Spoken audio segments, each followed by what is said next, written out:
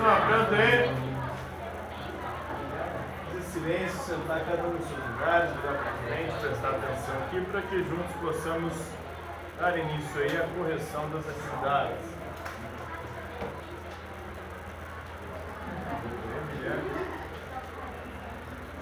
Então, olha para frente.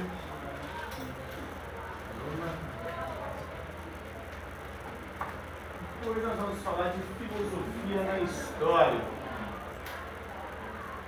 Da história da filosofia lá nos seus primórdios.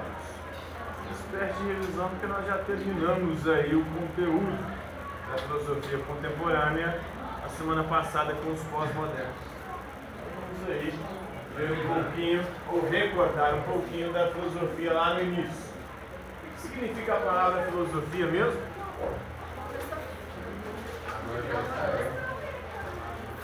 É a junção de duas palavras gregas, né? Filia mais Sofia. Sabedoria e amizade. Filia é o quê? Sabedoria. Filia é amizade, né? Amizade e amor. Sofia, sabedoria, conhecimento. Então, filosofia é amizade pela sabedoria, amor pelo conhecimento. Quando e onde surgiu a filosofia? Surge no século VI a.C., na Grécia Antiga, né? Quem que é considerado o primeiro filósofo da história? Tales de Mileto, né?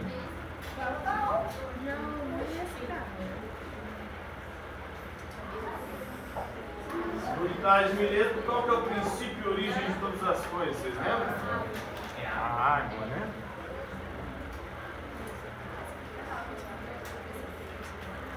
O que foi o pensamento pré-socrático? Os sofistas foi antes de Sócrates, mas não os pré-socráticos. Os sofistas estão no momento de transição. Os pré-socráticos, eles são naturalistas. A partir dos sofistas começa o período antropológico da filosofia. Eles começam a pensar sobre o ser humano e não mais sobre a natureza. Os pré-socráticos, eles são chamados também de naturalistas, né? Por que naturalistas? Porque eles vão buscar na natureza o princípio e origem de todas as coisas. Os pré-socráticos também são chamados de fisiólogos.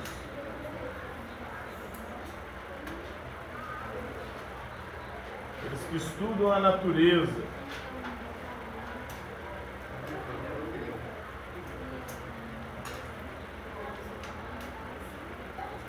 Pré-socráticos por quê? Vieram antes de Sócrates. Sócrates é uma espécie de Jesus Cristo da filosofia grega. A filosofia grega é dividida em antes e depois de Sócrates. Os que vieram antes são os pré-socráticos. Os sofistas vieram antes, mas também são contemporâneos, alguns deles, de Sócrates. Inclusive, Sócrates discute com muitos sofistas. Então, os pré-socráticos vão buscar na natureza o princípio e a origem de todas as coisas. Vieram antes de Sócrates. Os que vieram depois de Sócrates são chamados de pós-socráticos. O que era a polis grega? Vocês lembram?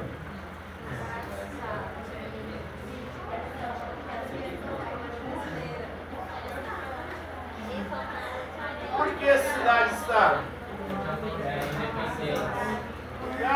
A cidade grega era independente, autônoma, livre em relação às outras. Não existia entre os gregos essa noção de país, de nação, como nós temos hoje. Cada cidade tinha sua autonomia, sua própria forma de organização política. Se a gente pega Atenas, por exemplo, qual que era o regime político de Atenas, a organização política? Democracia. Se a gente vai para Esparta, qual que era o regime lá? Na verdade, era uma gerontocracia. Eram os anciãos quem governava, junto com os guerreiros. Então, esses dois grupos que tinham um controle político. E aí cada cidade grega tinha uma forma de organização política diferente. Algumas tinham a tirania, que era uma monarquia onde o sujeito exercia o poder ditatorialmente.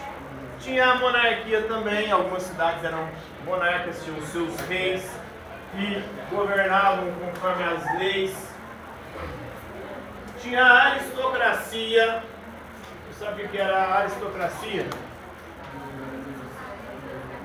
Os melhores, né? Aristó em grego quer dizer melhores.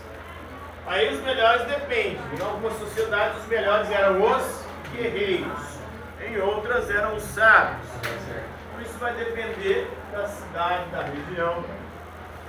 Tinha a oligarquia. O que é a oligarquia? Governo de poucos, né? Então na oligarquia eram poucos governando, geralmente uma forma corrupta de governo.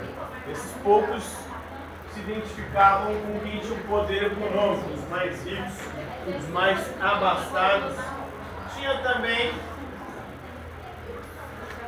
era o que Platão dizia que havia se tornado Atenas, Platão e Sócrates. Atenas tinha se tornado uma demagogia. O que é uma demagogia?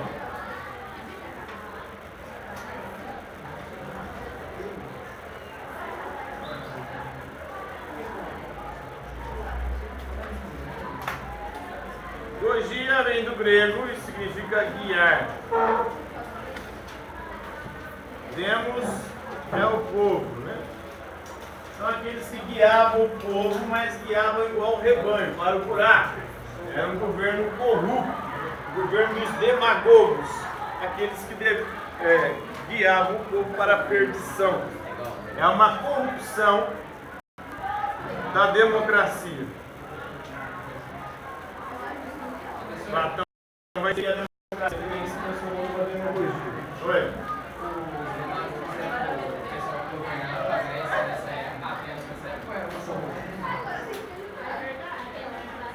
Platão era antidemocracia. Para ele, a democracia é um sistema que leva à demagogia, que é um sistema onde os guias do povo conduzem o povo à perdição. Por quê? Porque os guias são corruptos. Por que os guias são corruptos, segundo Platão? Porque os guias, eles não são sábios. Somente o filósofo pode governar a cidade. Por quê? Porque o filósofo está preocupado com a verdade, com a justiça e com o bem. Os demagogos não. Os demagogos, igual os sofistas, eles não estão preocupados com a verdade, com a justiça e com o bem. Porque para eles não existe verdade, justiça e o bem. Eles são relativistas, céticos. Platão. A teoria do rei filósofo, né? Os governantes deveriam ser os filósofos. Por quê? Porque somente quem conhece o bem, a verdade e a justiça pode governar de acordo com a verdade, com a justiça e com o bem. Esse governo pode ser chamado de epistocracia ou sofocracia.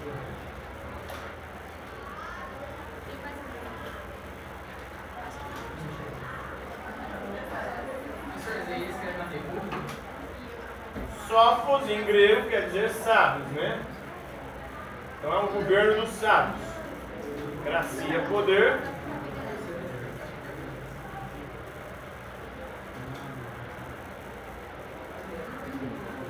Ou epistocracia.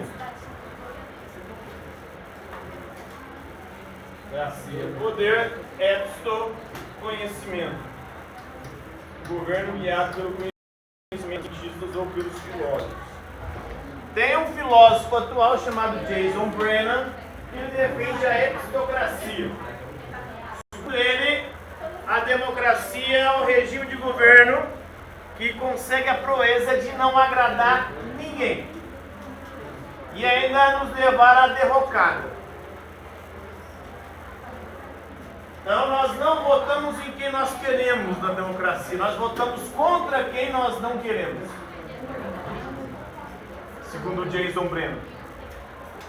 Então a eleição ano passado foi isso, a expressão clara do que diz o Jason Brennan. Que Quem votou no Bolsonaro votou porque não queria o PT. Quem votou no PT é porque não queria o Bolsonaro. Então você não vota em quem você quer, você vota em quem você não quer. Então, para ele, a solução para isso seria uma epistocracia, um governo dos cientistas. E em cada área seria um cientista, aquele que é o maior reconhecido da sua área, iria controlar. Por exemplo, na economia, quem que é o economista mais famoso do Brasil? Então ele vai comandar a economia.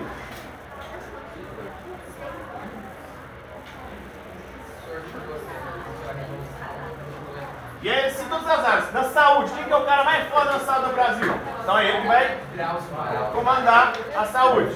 E assim, em cada setor, é epistocracia. Não é um governo do povo, mas um governo de quem tem o conhecimento da coisa, para fazer a coisa funcionar.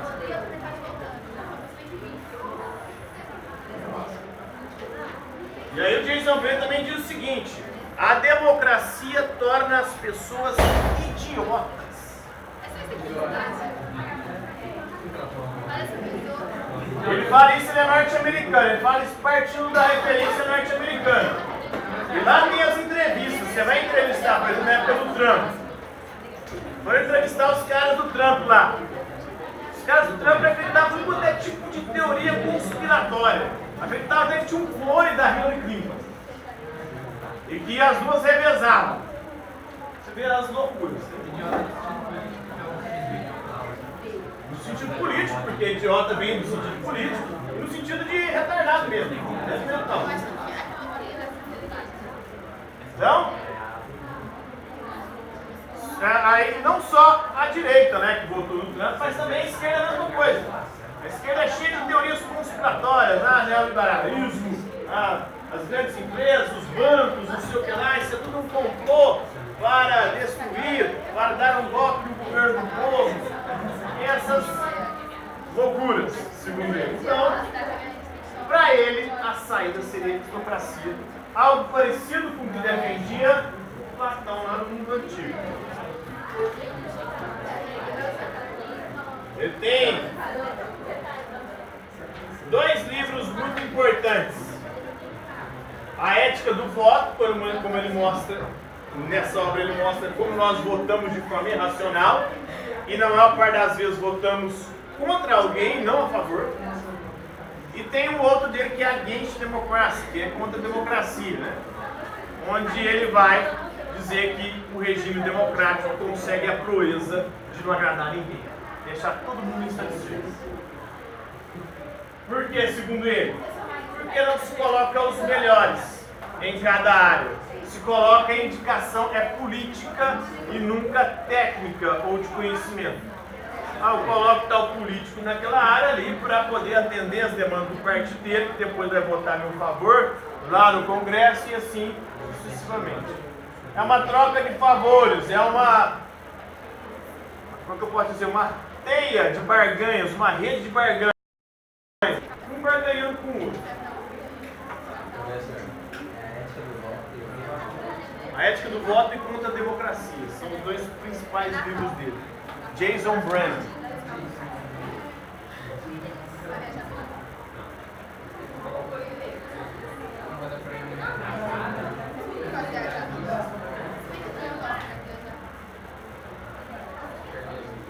Próxima questão. Tá aqui. Tá no caderno de vocês. Viajando, meu Deus. Pela porta, cidade-estado, né? Explica a passagem do mito para o logos da filosofia grega antiga. Então, o que é um mito, para começar? Isso aí não é a concepção de hoje, né? Mas o mito, originalmente, é uma narração fantástica, fabulosa, sobrenatural, sobre as origens. Parece uma coisa mesmo. Então, no mito sempre vai ter uma história que narra a origem, o princípio de alguma coisa. E essa narração vai ser sempre fantástica, fabulosa, sobrenatural, fruto da intervenção de algum Deus. O mito era que explicava todas as coisas antes do surgimento da filosofia. Na Grécia, vai ocorrer a transição do mito para o Logos. Logos é a razão, o pensamento racional, o discurso racional. Por que isso acontece na polis, na cidade-estado grega? Porque lá tinha um espaço propício para o questionamento. Que espaço era esse? A ágora, né? Ou seja, a praça pública. A praça pública grega era muito diferente das nossas praças públicas hoje. Para que o povo vai na praça pública hoje? Fumar maconha, fazer caminhada, o que mais? Levar o cachorro para cagar, o que mais? Malhar, né? Fazer atividade física ali. Na Grécia Antiga, o povo ia para a praça para conversar, trocar ideia. Na boca hoje para os jovens, né? Para os mais novinhos. Não? Eles iam para a praça pública porque lá tinha algo que os gregos chamavam de isegoria. Ise vem de iso, em grego quer dizer igual. Goria em grego quer dizer falar. Todos tinham o igual direito de falar, de se pronunciar, de colocar as suas opiniões. Todos que eram cidadãos. E os gregos eram povos comerciantes. Viviam comercializando com outros povos. E aí nesse intercâmbio com outros povos, eles começaram a perceber o seguinte, peraí, cada região que a gente vai tem deuses diferentes. Qual desses deuses são os deuses verdadeiros? Aí eles começam a questionar o mito, começam a questionar a religião, começam a questionar as explicações vindas da fé. E começam a buscar uma resposta racional para as coisas.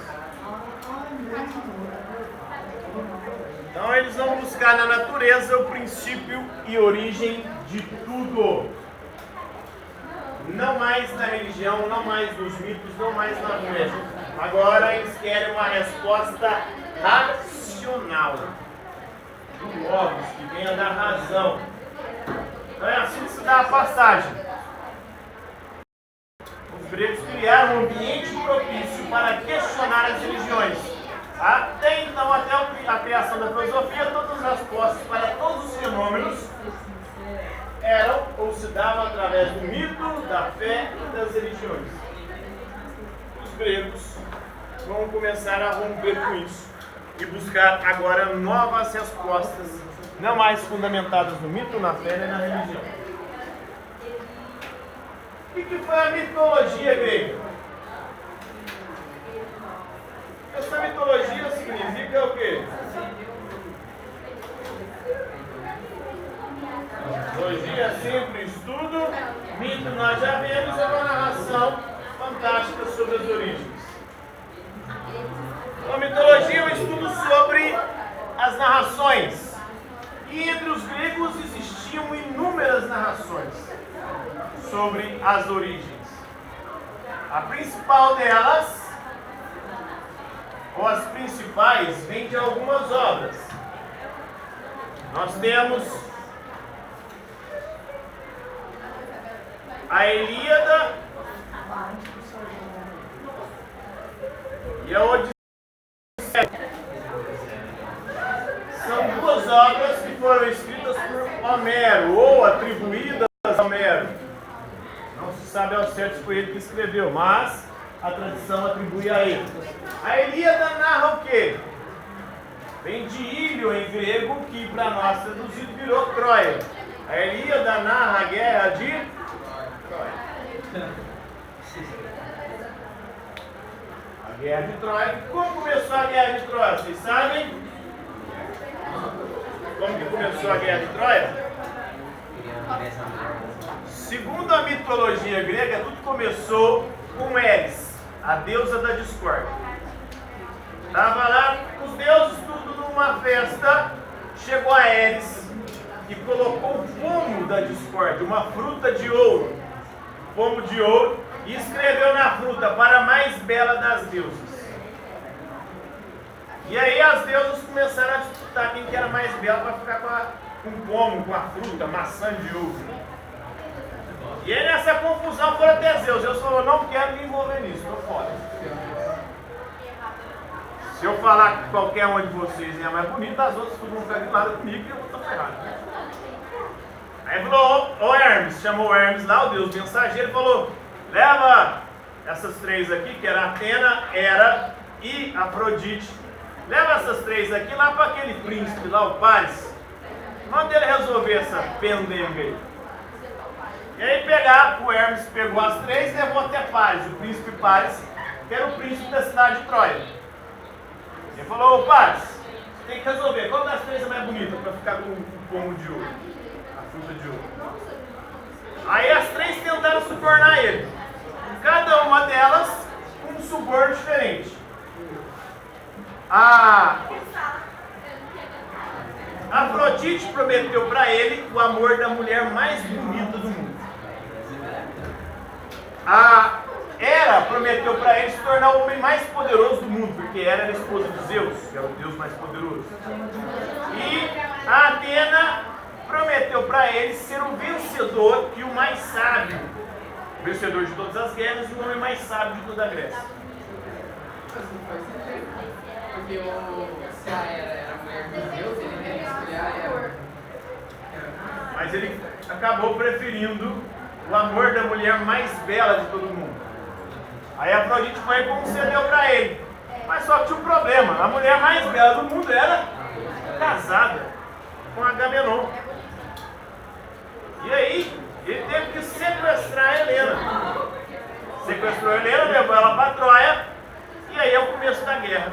Menelão fica puto, chama as outras cidades, vão acabar com aquela cidade, com aquele filho da puta lá.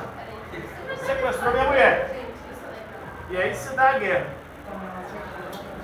Aí na guerra tinha o Aquiles, que era um dos maiores heróis gregos, um herói de semideus. Quando ele nasceu, segundo a mitologia, a mãe dele o banhou nas águas da imortalidade, mas segurou ele pelo calcanhar. Então molhou o corpo inteiro dele ficou imortal, mas o calcanhar não, porque o calcanhar dele não molhou. E aí esse era o ponto fraco dele, o calcanhar de Aquiles. Né? Então, o único lugar onde ele não podia ser atingido, porque ele era o ponto fraco. Ele lutou na guerra, ele começou na guerra, o Aquiles, e aí os gregos estavam ganhando de Troia. Mas só que aí o Agamenon, um outro rei lá, foi e pegou a mulher do Aquiles. Então o Aquiles ficou puto, vazou da guerra, abandonou. Aí os gregos começaram a perder a guerra. Aí o Patroclo, que era namorado do Aquiles, você vê como é que eram as coisas na Grécia, né? Os homens tinham esposas e tinham namorados. Namorado era para ter prazer, a esposa era para ter filho. Era assim na Grécia Antiga.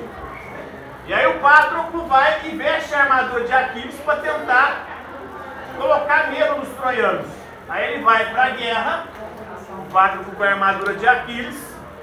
Os troianos ficam com medo, começam a perder, mas só que aí o Heitor, que era um outro príncipe de Troia, irmão de Paris, ele vai e desafia o Aquiles, que não era Aquiles, que era o Patroclo. Aí os dois foram lutar, o Heitor foi e matou o Patroclo. O Aquiles estava lá fora, aí ele ficou sabendo que tinha matado o namorado dele, matou o amor da minha vida. Voltou pra guerra. Voltou tão revoltado que já foi direto pro Heitor.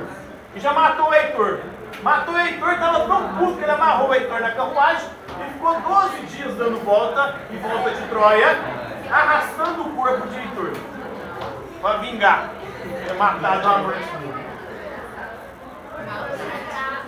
Acabou?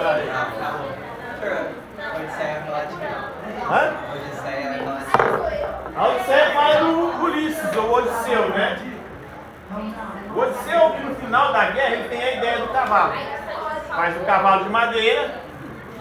Os troianos gostavam muito de cavalos, né? Aí eles acham que é um presente dos gregos, e os gregos estavam desistindo da guerra. Mas não, era uma armadilha, é um presente grego, o cavalo de Troia. Lá dentro estava cheio de guerreiros escondidos. Quem teve a ideia foi o Odisseu. Aí acaba a guerra de Troia, o Odisseu quer voltar para casa, porque a esposa e o filho dele estão esperando ele. Mas só que aí, como na guerra aqui, os deuses estavam divididos, uns a favor de Troia, outros dos gregos, o Odisseu começa a ter alguns infortúnios com alguns deuses. Os deuses começam a sacanear com ele. Ele fica 20 anos tentando voltar para casa. Aí é a Odisseia. Aí ele passa por inúmeras aventuras com inúmeros seres mitológicos, né? Massa, bem curto. Professor, complexo de ética, aquela coisa, cara,